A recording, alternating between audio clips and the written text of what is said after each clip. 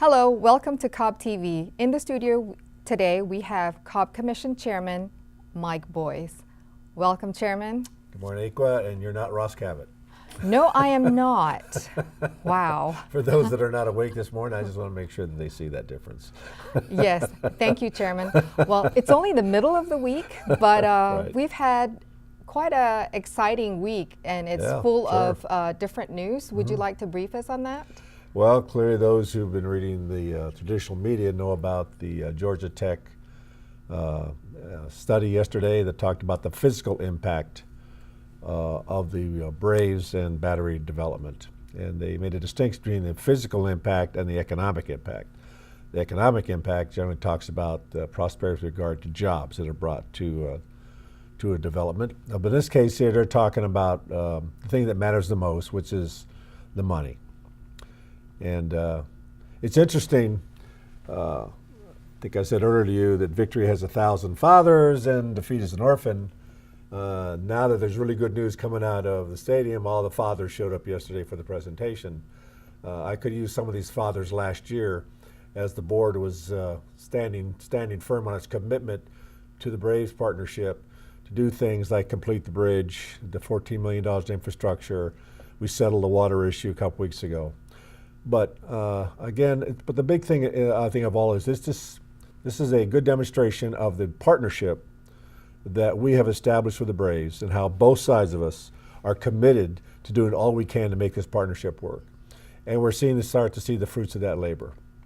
I don't want to talk about the money part, although the fact is that according to the study that over 20 years, the county will benefit positively from this development. But I don't want to talk about 20 years from now because nobody can read the crystal ball. But I'll take good news where I can get it.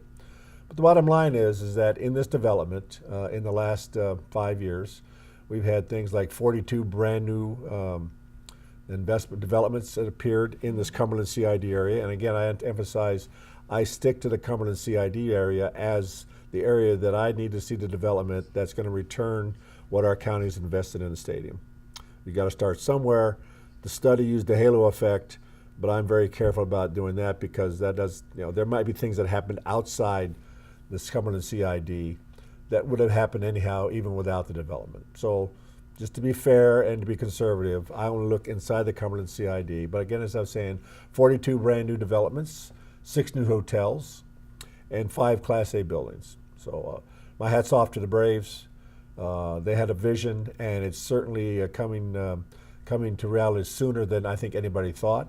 And the good news is because they're developing faster than they thought, that means that will bring in the necessary revenue from property taxes and personal property taxes that will eventually take the burden off the taxpayer of about the $8.6 million roughly that we owe every year as part of our commitment to the partnership. So as I wrote to somebody yesterday, this is great news.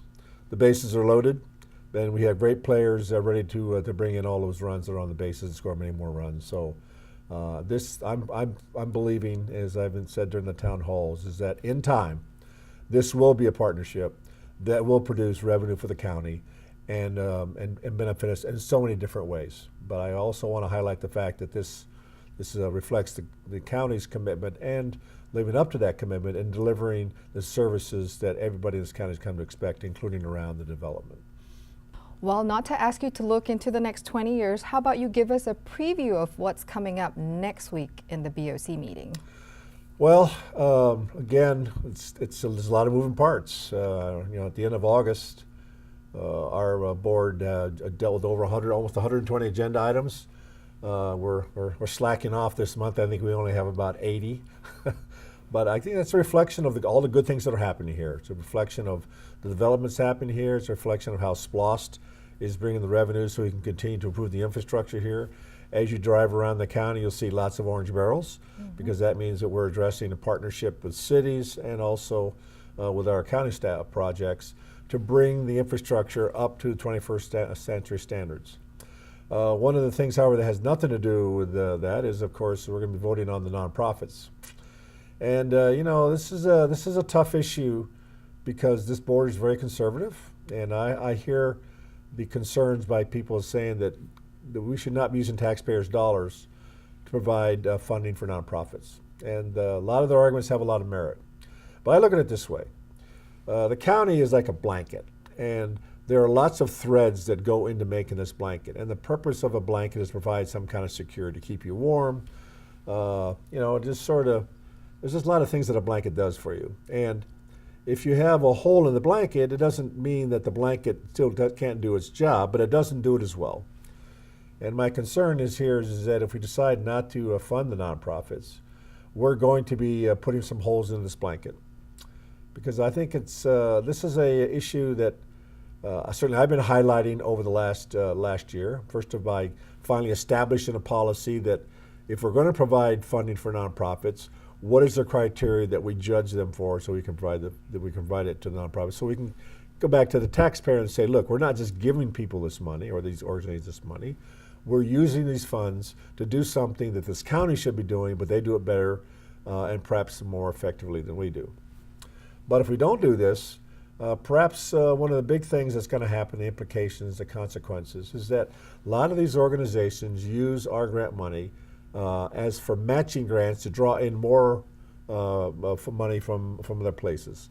The federal government, for the most part, in the community development block grants, will provide funding for a lot of the services we have in the county that are needed by what I call the least and the lost.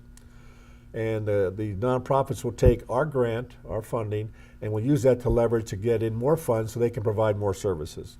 If we pull away that funding, then they will lose those grants, all right, unless they can find another funding source. And I get the part that, well, this is they can go somewhere else. Well, my line is that we've had this nonprofit funding for a long time, certainly longer than 10 years. And I find it ironic that by my actions of trying to define how we use nonprofits and put it out there criteria so people can actually see that this is a government using your money in a responsible manner, all I've done is open up the door for us to lose the nonprofits. And I find that sad because I see the benefit of these nonprofits. I've been to a lot of these organizations. Most of them support public safety or some other programs here in the county, and have done so for a long time. And I'll be sad to see that we will lose those programs that support so many of the essential services that we have in this county, involving the homeless, involving children's programs, particularly during the summer. As you all know, if we keep our children busy, they won't get into trouble. So, but I understand, again, I understand why people are reluctant to do that. And this is going to be one of those decisions, as I tell people, that we were elected to lead and to make the hard calls. I've been very, very open about my commitment to the nonprofits because I see what they do for this county, how they make it better.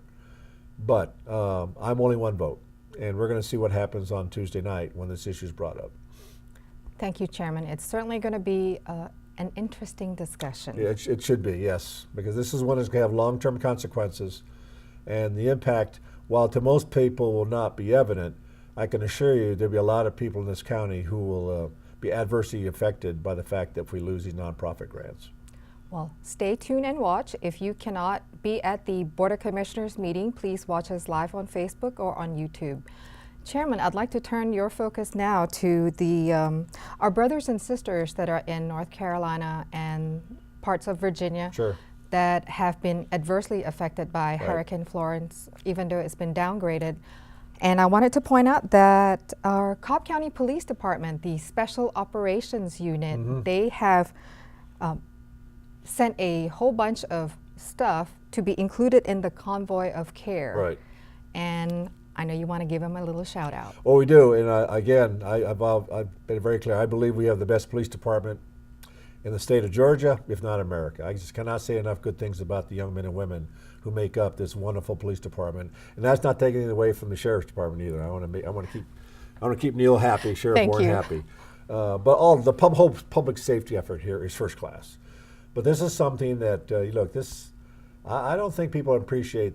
Maybe they do, but the pictures don't give the depth of misery that's happening right now in North Carolina, and perhaps some place in South Carolina, and certainly in Virginia. This is an epic flood that will take them years, if not decades, to recover from.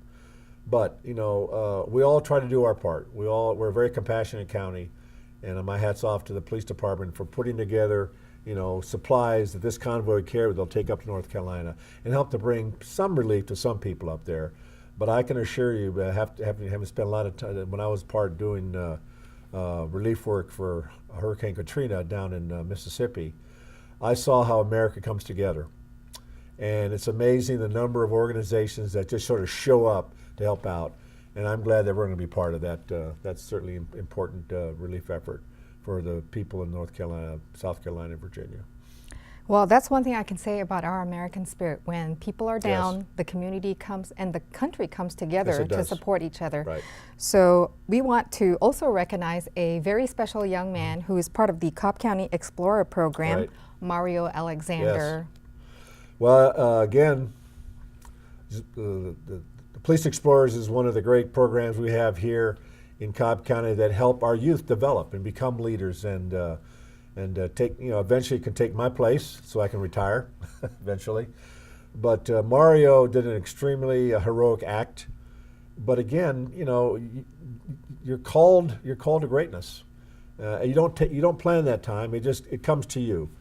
And Mario stepped up to the plate here to help out a situation based on his training in Police Explorers that saved lives and brought an alleged criminal to justice.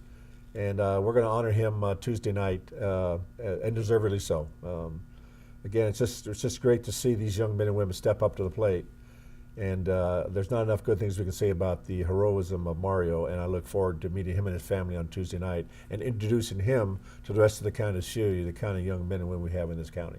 Absolutely, I agree. Well, thank you, Chairman, for we've kind of got a whole myriad of updates. Sure. And have a great week, and we'll see you next week. I'll be back. Take care, Equa. Thank you.